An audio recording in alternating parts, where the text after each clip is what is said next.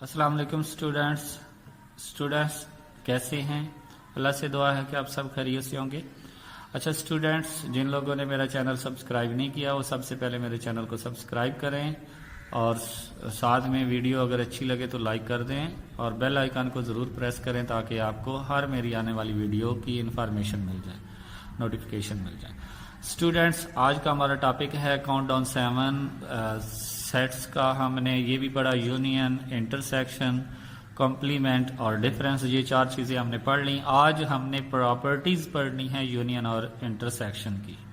तो ये 2-3 प्रॉपर्टीज़ थी, मैंने कहा आज कुछ पढ़ लेते हैं, बाकी बाद में पढ़ लेंगे। तो हमारा क्वेश्चन भी थे, लास्ट 3 क्वेश्चन हैं वो भी इन प्रॉपर्टी से होंगे। तो सबसे पहले देखते हैं कमोटेटिव प्रॉपर्टीज़ ऑफ यूनियन।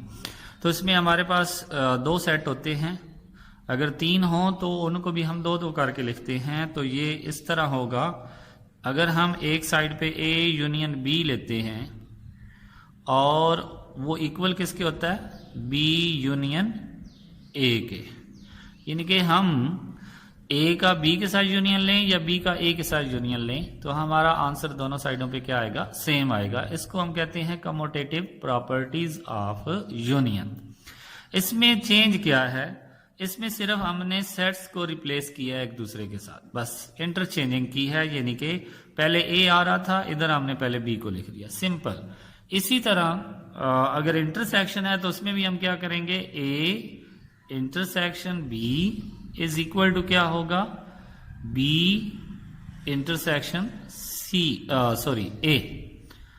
तो ये हमारे पास भी क्या है, ये भी कमोटेटिव प्रॉपर्टी है। ये यूनियन की कमोटेटिव प्रॉपर्टी और ये इंटरसेक्शन की कमोटेटिव प्रॉपर्टी। इसमें भी क्या किया है, रिप्लेस किया है ए को बी के साथ, बस इधर पहले ए था और इधर पहले बी आ गया, बस और कोई चेंज नहीं, आपका आंसर दोनों में सेम आएगा। तो ये हमने प्रूफ भी करनी है और आपको बताना भी है। आगे हम एसोसिएटिव की बात करते हैं। तो इसमें 2 सेट होते हैं, ए बी और सी डी, कोई भी हो लेकिन 2-2 सेट को लेकर हम कमोटेटिव प्रॉपर्टी यूज करते हैं। इसमें 3 सेट होते हैं, ए बी सी। इसको हम कुछ ऐसे लिखेंगे, A union B union C, same इधर भी आ जाएगा, A union B union C. अब इसमें फर्क क्या है, फर्क ये है कि इधर हम अगर लास्ट वाले दोनों ब्रैकेट में बनाते हैं, अब आपको पता है ब्रैकेट पहले सॉल्व की जाती है, तो इधर ये ब्रैकेट में फर्स्ट 2 आ जाएंगे, बस इतना सा इसमें डिफरेंट है। तो ये भी कोई नहीं कि अगर आपने पहले इसको लिख लिया या इसको लिख लिया, कोई मसला नहीं, लेकिन ये दोनों साइडों पे आंसर सेम आता है। इसको हम एसोसिएटिव प्रॉपर्टी ऑफ यूनियन कहते हैं। सेम इसी तरीके से अगर A intersection B intersection C is equal to क्या होगा, A intersection B intersection C. तो स्टूडेंट्स, इसमें अब मैं ये पहले ब्रैकेट डाल रहा हूं और इसमें मैं ब्रैकेट बाद दोनों में डाल रहा हूं। तो इस ब्रैकेट का क्या मतलब होता है कि पहले हम इन दोनों का इंटरसेक्शन लेंगे, जो आंसर आएगा उसका हम सी के साथ। तो इसमें क्या होगा कि पहले हम बी और सी का इंटरसेक्शन लेंगे, जो आंसर आएगा उसका हम ए के साथ इंटरसेक्शन लेंगे। तो ये तो थी हमारी प्रॉपर्टीज। अब हम बुक की तरफ जाते हैं, जो हमारे 3 क्वेश्चन रहते हैं वो जरा मैं आपको बताता हूं कि आपने किस तरह करना है। जी स्टूडेंट्स, देखें क्वेश्चन नंबर हमारे पास है जी, हमने 9 तक कर लिए थे। 10 है, find the universal set if A is equal to this and A complement is equal to this. ये भी बिल्कुल सिंपल सा है। तो इसमें देखें, इसमें ए बी सी 3 सेट दिए हुए हैं और वो कह रहा है कि prove that commutative property of intersection of set. तो इसका हमने इंटरसेक्शन फाइंड करना है। पहले ए का बी के साथ कमोटेटिव लेंगे तो 3-4 प्रॉपर्टीज बन जाती हैं। तो ये मैं आपको लिख कर दूंगा, उनमें से एक मैं आपको फाइंड कर दूंगा। इसी तरह क्वेश्चन नंबर 12 जो है उसमें वो कह रहे हैं कि ए बी सी दिया हुआ है, तो आपने इसमें एसोसिएटिव प्रॉपर्टीज ऑफ यूनियन, इसमें एक ही प्रॉपर्टी बनेगी, वो मैं आपको करके दे दूंगा। जिस स्टूडेंट्स बढ़ते हैं बोर्ड की तरफ, वहां पे आपको क्वेश्चन सॉल्व करके देते हैं। जी स्टूडेंट्स, ये देखें बोर्ड पे हम आ गए हैं। हमने देखा कुछ क्वेश्चन जो हैं वो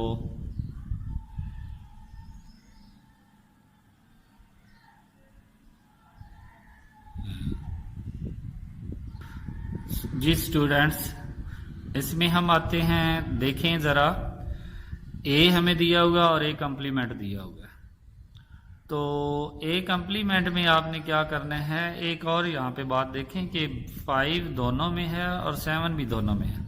ऐसा मुमकिन नहीं होता, ये मैं आपको थोड़ा सा समझा देता हूँ।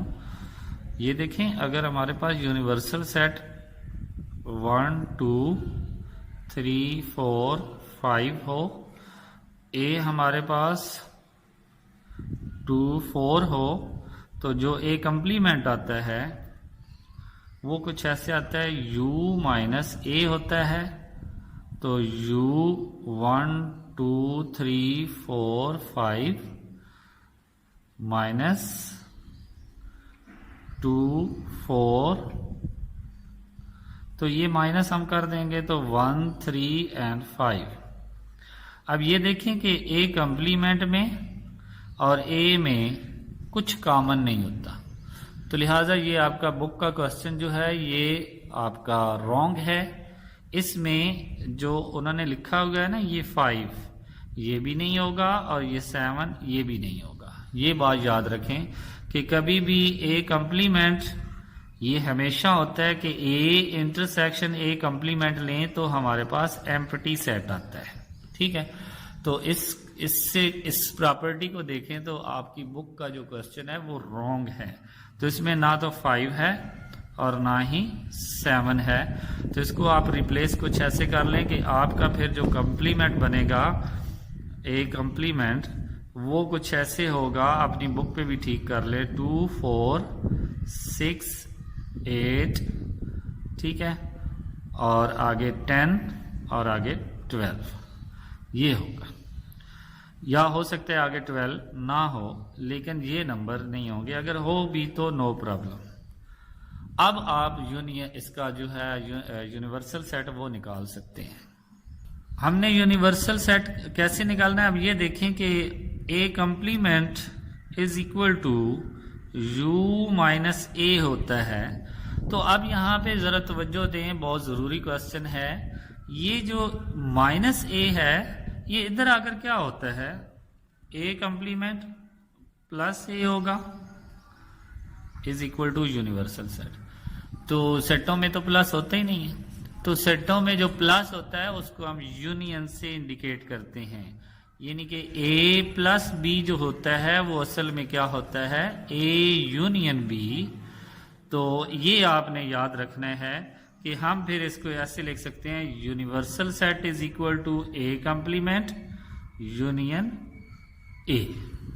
अब आपने इसको सॉल्व कर लेना है। ए कम्प्लीमेंट क्या है आपके पास, 2 4 6 8 10 12 यूनियन 1 3 5 7 9।